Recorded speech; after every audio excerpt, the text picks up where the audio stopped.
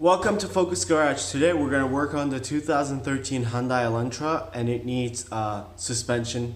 So we're going to change the springs are good, so we're going to go ahead and change the struts and then the shock absorbers in the back. I'm going to go ahead and show you guys what tools you need to do this. You could do this with any basic tools that you have. There's no special tools that need it. So you should be able to do this in your garage with fairly common tools. So let's go to the tools and show you guys what you need. So these are the tools that you need, and these are the optional tools that if you have it, that would be fantastic. We do have a breaker bar for those stubborn bolts, nuts that you want to break. You know, you're not breaking it, but just break it loose. So we are gonna need 12, 14, 17, 19, and 21. This is for your lug nuts, and then we are going to use a 19 millimeter ratchet for wrench for the back of the sway bar end link, and spring compressors, well, whatever these are, spring compressors basically, and then the kind of like a mallet would be fantastic if you don't have it. Like a hammer that has some oomph to it, so where you can remove the really long studs in the back. So you know they're kind of like in there, so you want to tap them out of there. That's the easiest way to do, and you're not gonna bash it. And the other tool that you should have always is a torque wrench, so you know the torques that you're going to be applying to these bolts, because they do have torque specs. Even your wheels have torque specs, so you should always have a torque. You should buy a torque wrench. You could get these from eBay pretty cheap. This Tecton is kind of cheap for what it is. It's a really good one. I love it. I use it all the time. They're not very specific, to the, if it says 72, it's going to be 72, but they're pretty close enough. So these are the tools that you need. They're nothing special.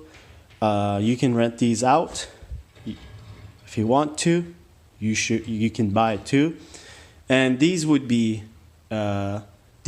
make your job go very fast. So if you have these, but you could use a regular ratchet too if you want to. So here you go. And when we are removing the bolts, I would be calling out. You would need a 12, 14, whatever to help you guys out. So it's not a guessing game. So there you go. Let's go and remove the stuff. So those were the tools. You're gonna ask yourself why do I need to replace my shock absorbers or the struts? Well, number one reason is if they are bad, you're gonna have a bad ride. So once you hit like some kind of expansion on the road or some kind of hump or anything, your car is gonna oscillate, and this is bad. You're not gonna feel okay in the car. You might get car sick if you are very sensitive. The other reason is actually the biggest reason is because your stopping distance actually reduced. If you have bad suspension, bad struts, your car is going to dip because it's not going to stay strong. And once you dip, you're actually losing grips in the rear tires, and once you not actually losing that much, but you are losing enough to increase your stopping distance. So that's a no-no. And during the winter months when the roads are not that great condition in Midwest where I live, stopping distance is number one key to keep yourself out of trouble when the emergency occurs. So if you have bad suspension and you feel like, if you push the car and it's like easily goes up and down, and also when you hit a kind of like a dip or a hump or anything like that, your car kind of oscillates. That means it's a worn out struts or shocks. So you should go ahead and replace it. This kit I got is I will get the name out later, and I'll have a description And I have a link in the description where it shows where you can buy it. I got this from Rock Auto, like most of my stuff for this car. They're pretty cheap, and I've been using it for a really long time, since like 8 years now or something like that. And I have not been disappointed. They're kind of hard to communicate with because it's online based company and not much customer service there. So, but if you have any problems, they make sure that you're actually taken care of. I had a situation where they sent me the wrong part, and the communication was kind of hard. But then later on, when I emailed back to them, you know, hey, this is the situation. I know it's not your fault. It's not my fault either. But like something went wrong, and either send me the correct replacement part, or like refund me 100%, because they charge you restocking fee. And they came through, and then they said that they don't have the part, and they send me the 100% refund. So this video is not sponsored by Rock Auto, but I just want to save you guys money. You know, times are tough, and a dollar saved is a dollar saved. So enough chit chatting. Let's move on to the car and show you guys what the number one step is, and then go. So step one is lift the car up and use jack stands. Safety is number one, and you don't want to. I heard so many people died under their car while they're trying to save money, and it cost them their life. So use jack stands. Use good jack stands that's gonna, you know, when the this is a hydraulic. Here it is. This is a hydraulic jack, and if you know some reason it fails, it will fail. You have something like these jack stands, which is mechanical locking, and it will save you from dying. So make sure that you use 2 jack stands or 1 jack stands, depending on how you're lifting it. So we're gonna start from the driver's side here, and then we're gonna move our way to the other side. So number one step is lift the car up, use jack stands to secure it. Step 2, we're gonna remove the wheels, front and the rear. We're gonna use a 21 millimeter socket to do this. I think 20 would work perfectly because it's a little loose, but 21 should be fine. Maybe I think it's metric, should be fine. So let's remove that and then move on to the step 3. So after removing the tires, step 3 would be removing this collar right here to get access to the top bolt there, right there.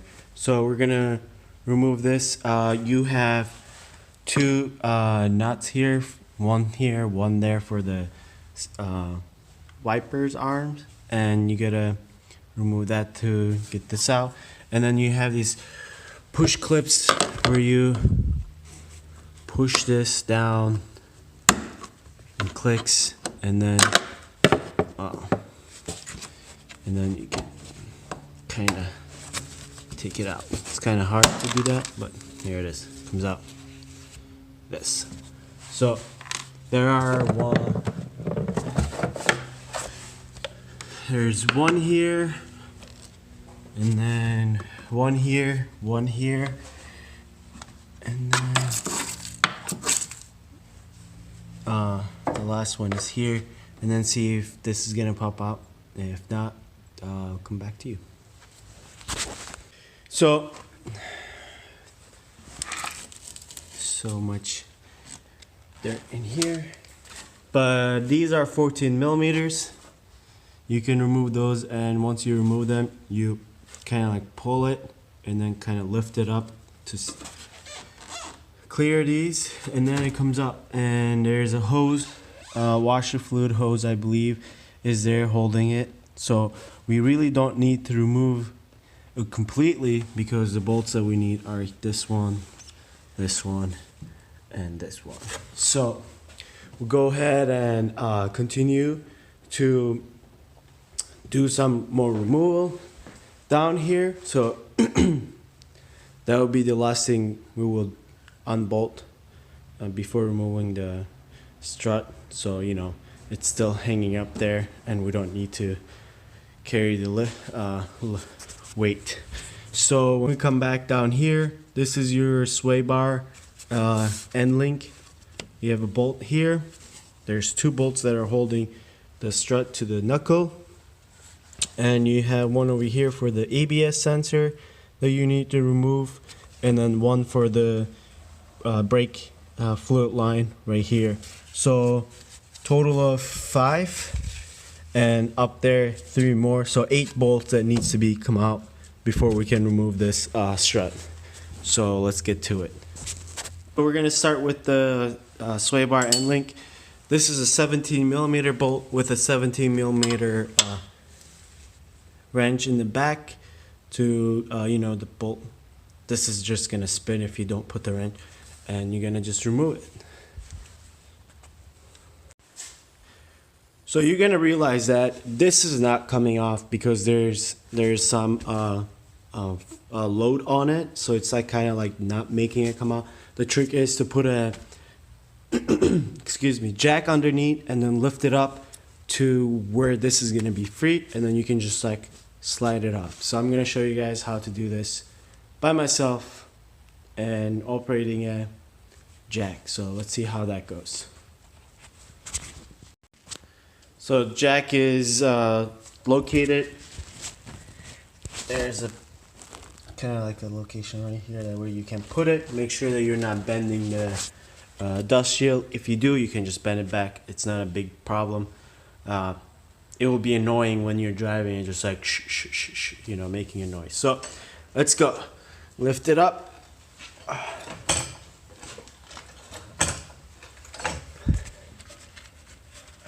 Still there.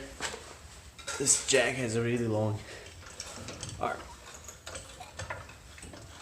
You can see that it kind of fixes stuff and boom, comes off. See, it's very easy. You can put it aside and drop it. We're good. We removed that. So we move on to the brackets for the ABS sensor and brake fluid line, and then we can remove the strut from the knuckle. So this is a 12mm, and then the bottom one is also 12mm. So we're gonna remove those to remove the ABS and the brake fluid line. So let's get to it and remove those. And then the next step is removing these two right here, and they are 17mm. We're gonna remove those to get it off from the knuckle, and then we'll go up the strut and remove those 3 other nuts on top of the strut tower. So get a good look at it. Those are the 2 that we're going to remove. So you can see that we remove ABS and then the brake line. Very easy to remove. So, and one thing,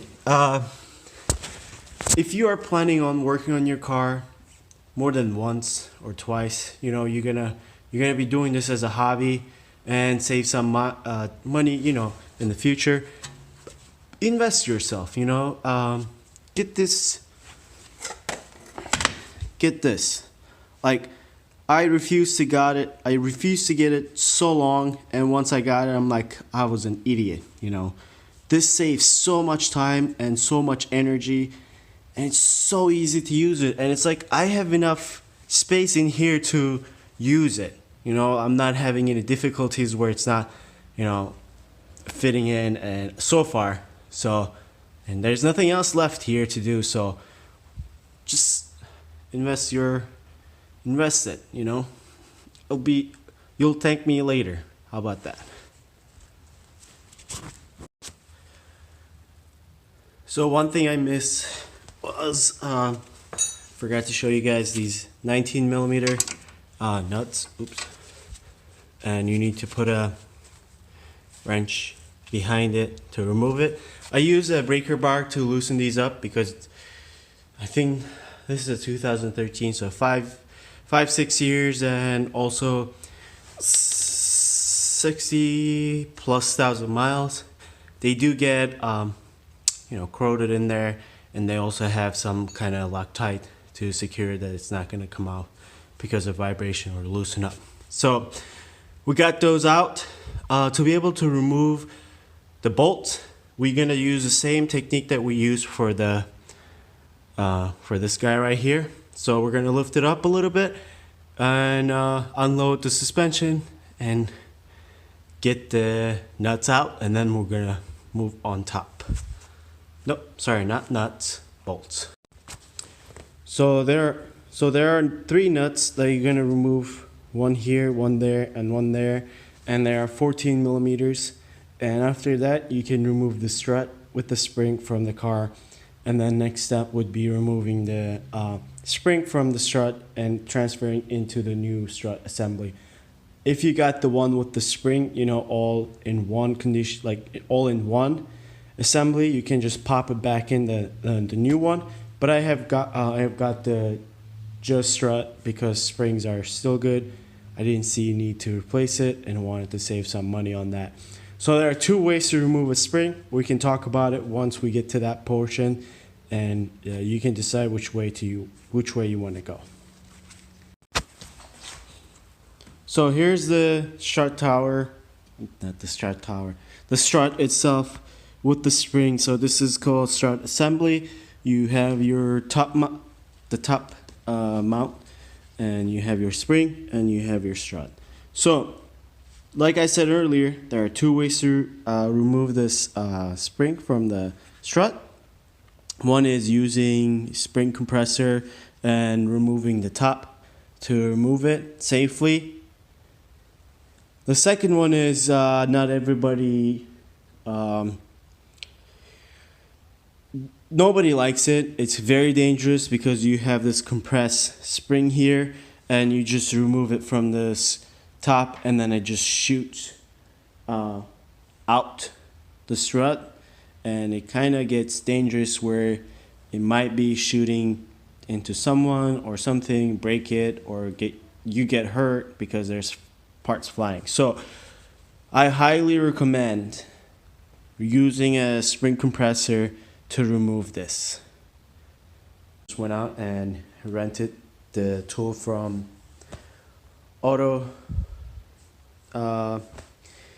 like AutoZone, Adventuro, O'Reilly's, wherever you can rent these tools, because you won't be able to get it into the oh, this is kind of messed up over here, don't know why. Right here is a buckle up, but you won't be able to get this spring onto this shock because the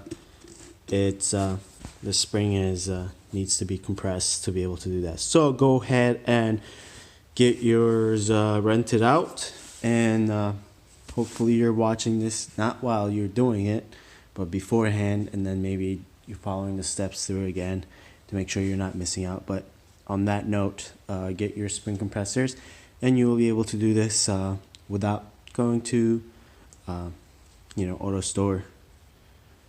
So we're gonna put this back in. We're gonna follow through the steps we did for removal. We're gonna just reverse it up and use the same steps to put it back in, and then we're gonna move on to the rear side. Oh, also I got these shocks are KYB XLG, which are same as the OEM, and I just went with these. You could have purchased the OEM ones, or you could have purchased OEM Plus Premium, which gives you a little bit more sportier suspension. I didn't think it was necessary on this car since it's a Hyundai. I mean, it's a daily driven by my fiance, so you don't really need that. So we're just gonna go ahead and replace these with the OEMs and then move on. So we have completed the installation of the front struts assembly to the car. I wanted to show you guys the torque values so you are doing it to the spec. So these two over here where the strut attaches to the knuckle is 88 pounds torque, and this is 86 pounds of torque, and these little ones are, these three, 36 pounds of torque. So if you can torque these to spec, you will be perfect, golden, and you have completed the work 100% to the spec, and you are good to go with no problem, hopefully. So we're gonna move on to the rear. I'm gonna install the tire back on to this, and the tire nuts, they're always around 100 pounds. So we're here in the rear section of the car. So there's one really long bolt, and then one nut, and then another long bolt that we need to replace. They're nice to remove to be able to replace the shock. So this one is from here. You can see it's a 19mm bolt. Just remove it. You're good. And then on the behind, let's see. Let's go under the car. Be able to see this. So, excuse the camera. Let me get some light.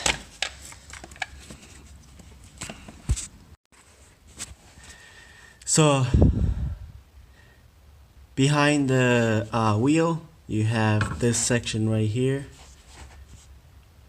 It's a 19mm bolt again. You just remove it and then whack the long bolt out. Just be careful you don't damage it. And then you can just like wiggle it out. That's it. That's all you have to do. We're gonna go back and replace it with the newer one, and then I'll tell you guys what the torque specs on those bolts as well, so you are doing a perfect job. So this is a pretty easy. You could use a jack to unload the bolt over there to remove it easily. So I definitely recommend it, just like we did on the front. And then after we put this back on, which using the reverse methodology, and we'll be good. So after you align the shocks, holes and the holes in the frame and then the torsion beam in the bottom, you can put the studs, basically really long studs in there, and after that we're gonna torque these to 72 pounds of lbs, FD pounds of foot-pound. Yeah, there you go. Anyway, 72 here and 72 at the bottom, and you would be golden, and you will have no problem driving on down the street, and no clunking whatsoever after you do this. So let's torque these, and then that's it. You'll be done installing the rear shock, and we're just gonna do a mirror image on the other side. Same steps go through, and that you'll be done. Probably take around 3 hours to do this, and but you know, you'll be saving some money. I'm not sure how much it will cost to do this at a shop, so I can't really give you a price on that. But I think the rear shocks, the front struts, total cost me $200 shipped to my house with no springs. So you could add the spring option in the front. If you don't want to deal with removing the springs, you could do that. No shame to that. But if you want to save some more money, you could just opt out. That way, I think it's like $50 or something like that. It's up to you. You can rent the tool for free to do the springs. It's not that big of a deal. And you'll be done. That's it. That's all you have to do. Comment below if you have any questions. We're happy to help you guys out. You can reach us at Facebook, Focus Garage, or Instagram. We're pretty good at responding back to you guys.